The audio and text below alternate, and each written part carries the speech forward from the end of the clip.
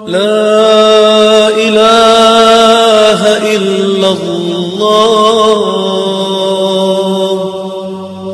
لا إله إلا الله. Assalamu alaikum mes frères et sœurs. Savez-vous que l'apostasie est une réalité? Allah nous a ordonné aux humains d'être musulmans, de rester musulmans et de faire en sorte de mourir musulmans. Il est très facile de devenir musulman en prononçant les deux témoignages et en croyant à leur signification. Mais il faut prendre garde pour la personne responsable mukallaf musulmane de ne pas quitter l'islam. Elle doit donc préserver son islam et le garder de ce qui l'annule, c'est-à-dire de l'apostasie par ces trois sortes: croyance, acte et parole. Certaines croyances constituent de la mécréance. En effet, Dieu, Allah dit: Innamal mu'minuna alladhina amanu billahi wa rasulihi thumma lam yartabu. Ce qui a pour sens: les croyants sont ceux qui ont cru à Allah et son prophète sans avoir aucun doute. L'apostasie par la croyance, c'est par exemple nier l'existence de Allah Ta'ala, croire que Allah n'est pas tout-puissant ou croire que Allah est un corps ou une âme. Certains actes font sortir de l'islam. En effet, Allah a dit: La tasjudu lish-shamsi wala lil-qamar. Ce qui a pour sens: ne vous prosternez ni pour le soleil ni pour la lune. Ainsi, se prosterner pour une idole est de la mécréance, qu'elle soit de pierre, de fer, d'or, d'argent, métal ou autre. De même, celui qui se prosterne pour le soleil ou la lune n'est plus musulman.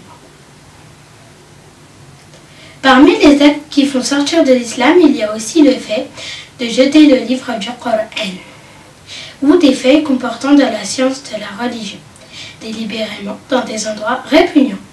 Ou encore, par exemple, écrire des versets ayats du Coran avec de l'urine. Une parole dite volontairement peut entraîner la personne qui la prononce en enfer pour l'éternité. D'après la ayah, yahlifuna billahi ma qalu wa laqad qalu kalimat al-kufri wa kafaru ba'da islamihim. Le sens de ce verset est: ils jurent par Dieu qu'ils ne l'ont pas dite alors qu'ils l'ont dite, la parole de mécréance, et ont mécru après avoir été musulmans. La mécréance par la parole est la plus répandue. Par exemple, insulter Allah, ou insulter un des prophètes, ou un des anges, insulter l'islam, le Coran, ou se moquer de la prière ou du jeûne. Toute croyance, tout acte ou toute parole qui signifie une moquerie ou un manque de considération à l'égard de Allah, de ses livres, de ses messagers, de ses lois, de ses anges, des signes de l'islam tels que les mosquées ainsi que la prière, fait sortir de l'islam. Et celui qui sort de l'islam doit abandonner la cause qui l'a fait sortir de l'islam et doit à nouveau prononcer les deux témoignages. Barakallahu fikum wa salamu alaykum.